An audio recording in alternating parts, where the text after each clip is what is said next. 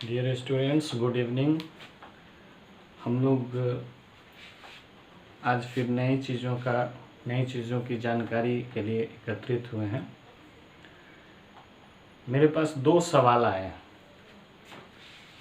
दो सवाल ये आए हैं कि क्या फिजिकल चेंज में कुछ ऐसी चीज़ें हैं, जैसे बल्ब है, बल्ब गिर के टूट गया, ब्रोकन हो गया। तो सवाल ये है कि क्या बल्ब का टूटना फिजिकल चेंज है या केमिकल चेंज है। एक सवाल ये है। दूसरा सवाल ये आया है कि बर्निंग ऑफ कैंडल, उसको हिंदी में सवाल किया गया कि अगर कोई आदमी मोमबत्ती जला रहा है या मोमबत्ती कहीं पर जल रहा है तो वहाँ पर फिजिकल चेंज है या केमिकल चेंज है। इस तरह के सवाल, कोई भी सवाल आपको अगर मिलता है तो आप उसमें बहुत ज़्यादा परेशान होने की ज़रूरत नहीं है। वस्तु स्थिति को देखना, उसमें उसकी गहराई को देखना है। जैसे हम देखते हैं कि बल्ब है मेरे पास, इस बल्ब को हम हाथ में लिए, गिर गया नीचे और ये ब्रोकन हो गया, टूट गया, ये ब्रेक्स कर जाता है, मान के चलिए। तो हुआ क्या, कौन सी घटनाएं इसके साथ हुई। बल्ब जो ब्रेक्स किया उसमें फिजिकल चेंज हुआ या केमिकल चेंज हुआ। हम लोग इसकी जानकारी के लिए हम लोग फिर से रिकॉल कर लेते हैं फिजिकल चेंज और केमिकल चेंज में। फिजिकल चेंज हुआ है जिसमें सिर्फ उसके स्टेट में कन्वर्ट होता है। कहा जाता है कि बल्ब जब टूट जाते हैं तो वापस बल्ब नहीं बन पाता है। तो क्या ये केमिकल चेंज है। बल्ब वापस नहीं बनता है, ठीक है, ये आपका क्वेश्चन बिल्कुल सही है। लेकिन है क्या कि बल्ब टूटा, उसके बाद क्या हुआ, वो घटना पर हम लोग ध्यान देते हैं। अगर उस पर से अगर ये निष्कर्ष निकलेगा कि नई चीज़ें कुछ बन गया तो केमिकल चेंज। अगर नई चीज़ें, नई सब्सटेंस नहीं बने तो केमिकल चेंज नहीं होगा। जैसे बल्ब मान लीजिए ब्रेक करता है, बल्ब है क्या। सबसे पहले ये चीज़ देखिए, बल्ब आपका आर्टिकल है, आर्टिकल या इसको कहीं ऑब्जेक्ट है। ये आर्टिकल जो है ना, ये आपके ब्रेक कर गया, यानी ऑब्जेक्ट आपका ब्रेक किया है। अब आइए, बल्ब बना किस चीज से है, ग्लास से बना है। ये ग्लास से मेड हुआ है। तो क्या टूटने के बाद ग्लास जो है, ग्लास जो सब्सटेंस है, ये क्या सॉइल में कन्वर्ट हो गया। टूटने के बाद मेड हुआ इसे, और जब ब्रेक्स किया ये, तो फिर भी ये ग्लास ही है। ये कोई नई चीजें नहीं बन गया, ग्लास है, टूटा फिर भी बिखरा हुआ है तो ग्लास ही। इसलिए ये फिजिकल चेंज है। फिजिकल चेंज एकदम से दिमाग में सोच लेना है। नई चीजें बनेंगे तो केमिकल चेंज, वही चीज रह जाएंगे तो फिजिकल चेंज। तो है क्या कि ग्लास ग्लास ही रह गया। हाँ, टूटा क्या, आपका ऑब्जेक्ट टूट के बिखर गया, यानी ऑब्जेक्ट ब्रेक किया और ये डिस्पर्स्ड कर गया। बस आपका ऑब्जेक्ट वापस नहीं बन पा रहा है। ग्लास तो आपका ग्लास ही है, यानी जो सब्सटेंस है वही सब्सटेंस रह गया, जो मैटर है वही मैटर रह गया, ऑब्जेक्ट सिर्फ ब्रेक किया है। तो जब तक हमारा मॉलिक्यूलर जो अरेंजमेंट है उसमें चेंज नहीं होगा तो केमिकल चेंज नहीं होगा। ये स्पष्ट हो गया। अब दूसरा सवाल हम लोग देखें। कोई आदमी कहता है कि मोमबत्ती जल रहा है तो कौन सा चेंज होगा, फिजिकल चेंज होगा या केमिकल चेंज होगा। तो हम लोग क्या करें, इसमें लिखने का, अगर लिखा हुआ है तब तो ठीक है, लिखा हुआ है तो हम लोग उसको बाइफरकेट करके आपको दिखा देंगे कि कौन सा फिजिकल चेंज है और कौन सा केमिकल चेंज है। लेकिन अगर कोई बोलता है कि मोमबत्ती जल रही है और आपको उसमें ये देखना है कि उसमें केमिकल चेंज हो रहे हैं या फिजिकल चेंज हो रहा है, तो यहाँ पर हम आपको एक चीज़ एकदम क्लियर कर देना चाहेंगे कि यहाँ पर आपको अर्जुन की तरह बात करनी होगी। सबसे पहले आप उनसे पूछिए कि मोमबत्ती जलने के जगह पर मोमबत्ती जो जल रहे हैं उसमें आप देख क्या रहे हो। अगर देख रहे हो कि मोमबत्ती का जलना यानी वैक्स का जलना तो केमिकल चेंज। अगर आप देख रहे हो कि वैक्स का मेल्टिंग होना तो फिजिकल चेंज। ये साधारण सी बात है। लेकिन जब रिटेन रहेगा तब हम लोग देखें कि burning of candle, burning of candle, जब बर्निंग ऑफ कैंडल है यानी कैंडल बर्न करते हैं तो हमारा क्या होता है, पैराफिन वैक्स, पैराफिन वैक्स। ये पैराफिन वैक्स जो है ये सैचुरेटेड हाइड्रोकार्बन है। हम लोग इसको कार्बन एंड इट्स कंपाउंड में पढ़ेंगे। हाइड्रोकार्बन, इसका जनरल फार्मूला होता है CnH2n+2। ये हाइड्रोकार्बन जो है हाइड्रोजन और कार्बन से बने हैं। ये C20 से लेकर के 40 तक रहता है और H जो है ये 42 से लेकर के C20 से लेकर 40 और H 42 से लेकर के 82 नॉट 84, यानी ये इतना तक रहता है। इतने वेरिएशंस में पैराफिन वैक्स मिलते हैं। ये सैचुरेटेड हाइड्रोकार्बन है। हाइड्रोकार्बन में आर छूट गया है, हाइड्रोकार्बन है। इसको अगर हम लोग जलाते हैं यानी ऑक्सीजन की उपस्थिति में इसको बर्न करेंगे तो ये हमको देगा कार्बन डाइऑक्साइड और वाटर। कोई भी, आज से आप जान लीजिए, कोई भी ऑर्गेनिक सब्सटेंस है और वो हाइड्रोकार्बन अगर हो तो उसको जलाएंगे तो कार्बन और ये कार्बन डाइऑक्साइड और वाटर के सिवा कुछ नहीं देता, यही दो चीज़ देता है। अब क्या है कि जब बर्निंग ऑफ कैंडल कर दिया तो हमारा क्या है, ये कार्बन डाइऑक्साइड और वाटर, ये नई चीज, नए प्रोडक्ट सामने में आए, इसलिए बर्निंग ऑफ कैंडल क्या हुआ, ये केमिकल चेंज, केमिकल चेंज।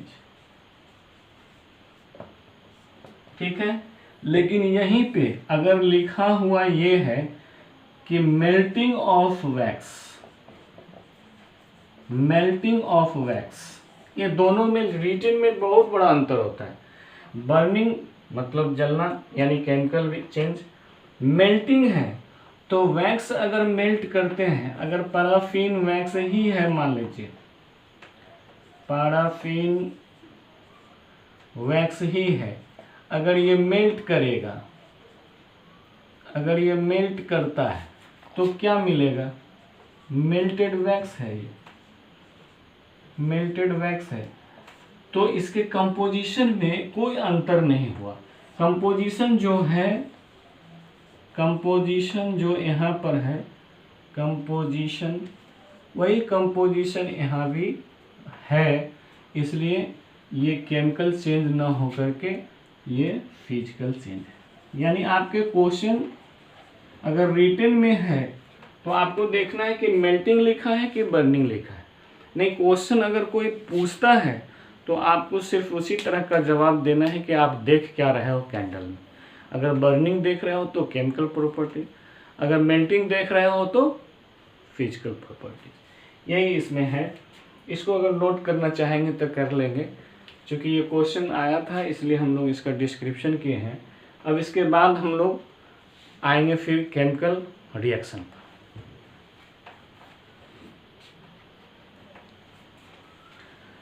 अब हम लोग यहाँ पर इस चीज़ को जानेंगे कि केमिकल रिएक्शन जो हमारा है, केमिकल रिएक्शन, ये केमिकल रिएक्शन जो है इसके काइंड्स भी हम लोग पढ़ेंगे, कैसे काइंड्स यहाँ पर आते हैं। अभी देखिए हमको एक सवाल यहाँ पर आता है कि 118 अगर एलिमेंट्स हैं, 118 अगर एलिमेंट्स हैं तो क्या सिर्फ एलिमेंट्स ही आपस में रिएक्शन करेंगे? क्या सिर्फ एलिमेंट और एलिमेंट के बीच ही केमिकल रिएक्शन होगा? ऐसा नहीं होता है। होता क्या है कि ये अपॉर्चुनिटी धीरे धीरे बढ़ती जाती है। सबसे पहले एलिमेंट और एलिमेंट ही आपस में रिएक्शन किया, कंपाउंड बनाया। फिर एलिमेंट और कंपाउंड जो है ना, ये आपस में रिएक्शन किए। फिर कंपाउंड आपस में रिएक्शन किए। यानी रिएक्शन करके भिन्न भिन्न तरह का जो है सो अपॉर्चुनिटी मिलता गया, और एक लार्ज नंबर में, एक वाइड जो नंबर है उसमें हम लोग सब्सटेंस को, ये इस तरह के सब्सटेंस को हम लोग पाए हैं लार्ज नंबर में। जैसे हम लोग देखें क्या, एलिमेंट एलिमेंट से रिएक्शन करेगा, एलिमेंट और एलिमेंट आपस में रिएक्शन करेंगे। इसको थोड़ा साइड से लिखते हैं तो आपको जो है ना क्लासिफिकेशन भी हम लोग यहाँ पर करते चलेंगे, तो आपको पता चलता रहेगा कि कैसे कैसे क्लासिफिकेशन हमारा हुआ है केमिकल रिएक्शन। हम लोग क्या करेंगे, एलिमेंट और एलिमेंट यहाँ पर रिएक्शन करेगा। एटलीस्ट 2 एलिमेंट होने चाहिए। ये बनाएगा क्या, प्रोडक्ट। अगर एक ही प्रोडक्ट बनाता है, 2 या 2 से अधिक, या कम से कम एटलीस्ट 2, अगर एक ही प्रोडक्ट बनाता है तो ऐसे प्रोडक्ट जो होते हैं, ऐसे जो केमिकल रिएक्शन होंगे उसको हम लोग कहेंगे केमिकल कॉम्बिनेशन। केमिकल कॉम्बिनेशन, इसका दूसरा नाम होगा कॉम्बिनेशन रिएक्शन, जो आपके बुक में होगा कॉम्बिनेशन रिएक्शन। और कुछ बुक ऐसे होते हैं जिसमें ये नाम जो है ना एडिशन रिएक्शन के रूप में जाना जाता है। एडिशन रिएक्शन यानी 3 नाम हैं। जो भी कोई नाम आपको बोलेगा तो ये तीनों एक ही नाम है, एक ही चीज का नाम, एक ही रिएक्शन का नाम है। केमिकल कॉम्बिनेशन, कॉम्बिनेशन रिएक्शन या एडिशन रिएक्शन। एडिशन से थोड़ा सा ज़्यादा स्पष्ट आपको लगेगा। ये सारे ऐड होकर के सिर्फ एक प्रोडक्ट बनाएंगे। एग्जाम्पल देख लें हम लोग, फिर आएंगे इस पर, केमिकल रिएक्शन के पूरा डिस्क्रिप्शन करेंगे, लेकिन एग्जाम्पल देख लें इसका। जैसे मान लीजिए पोटेशियम है, ये रिएक्शन किया क्लोरीन से और बनाया KCl, और ये KCl बनाया। यहाँ पर क्या है कि एटलीस्ट 2 एलिमेंट्स हैं जो कंबाइंड होके एडिशन किया और एक प्रोडक्ट बनाया, इसलिए एडिशन रिएक्शन। ठीक है, इसके और सारे भी हम लोग देखें। एलिमेंट्स का, एलिमेंट का हो गया। फिर एलिमेंट प्लस कंपाउंड, जो कंपाउंड बना है KCl, इसका रिएक्शन करा दें ऑक्सीजन से, बनाएगा क्या, KClO3। ये क्या है, KCl कंपाउंड है, ये क्या है, एलिमेंट है। ये कंपाउंड हुआ, और ये KClO3 बना है। ये कंपाउंड और एलिमेंट का रिएक्शन है। अब अगला हम लोग देखें क्या, कंपाउंड का। जैसे मान लीजिए CaO, और फिर ये हमारा, अच्छा एक काम करते हैं, यहाँ पर जगह नहीं है, हम लोग बाद में इसका डिस्क्रिप्शन कर लेंगे, इसको पहले आप नोट कर लीजिए। अब हम लोग देखें क्या, कंपाउंड आपस में रिएक्शन करेगा, कंपाउंड प्लस कंपाउंड, ये आपस में रिएक्शन करेंगे और फिर जो है प्रोडक्ट बनाएंगे। CaO प्लस H2O ये फिर हम लोग देखेंगे CaOH होल 2। ये सारे चीज़ जितने भी एग्जाम्पल देखे थे सबके सब हम लोग देखे थे एडिशन रिएक्शन का या कॉम्बिनेशन रिएक्शन। अब देखें कि क्या ये जो प्रोडक्ट बने हैं सिंगल प्रोडक्ट, अभी हम लोग दूसरे फेज में आते हैं, क्या जो सिंगल प्रोडक्ट जो बनता है, सिंगल प्रोडक्ट, ये सिंगल प्रोडक्ट क्या फिर टूट के अपने एक या एक से अधिक एलिमेंट या कंपाउंड में टूटकर अलग हो सकता है? तो हम लोग देखें जैसे 2KClO3 हमने बनाया था, इसको अगर ब्रेक करते हैं, हिट देंगे तो ये बनेगा क्या 2KCl + 3O2। यानी क्या है, ये सिंगल प्रोडक्ट है, ये सॉरी प्रोडक्ट नहीं, यहाँ पर रिएक्टेंट लिखेंगे। ये रिएक्टेंट है, एक सिंगल रिएक्टेंट, और ये प्रोडक्ट्स बना रहे हैं दो, एटलीस्ट 2। यानी सिंगल रिएक्टेंट अगर एटलीस्ट 2 प्रोडक्ट्स बनाते हैं तो ये भी प्रक्रिया संभव है। यानी एडिशन रिएक्शन का ठीक उल्टा हम लोग कर सकते हैं, या ऐसा रिएक्शन होता है। तो एडिशन रिएक्शन का ठीक उल्टा हुआ तो ये क्या कहलाएगा, केमिकल डिकम्पोजिशन। यहाँ पर क्या हुआ, केमिकल डिकम्पोजिशन हुआ। इसका दूसरा नाम हम लोग लिख सकते हैं डिकम्पोजिशन रिएक्शन। डिकम्पोजिशन रिएक्शन, और इसको हम लोग एडिशन का ठीक उल्टा सब्स्टिट्यूशन भी कह सकते हैं। Substitution reaction, substitution reaction, substitution reaction, यानी 3 नाम से इसको भी जानते हैं। ये दूसरा क्लासिफिकेशन हुआ केमिकल रिएक्शन का। तो इस तरह से हम देख रहे हैं कि 2 क्लासिफिकेशन हम लोग को, नया कुछ भी नहीं है, जैसा जैसा इसका कैटेगरी आएगा वैसा वैसा क्लासिफिकेशन बनता जाएगा। इसको नोट कर लीजिए, फिर हम आगे बात करें।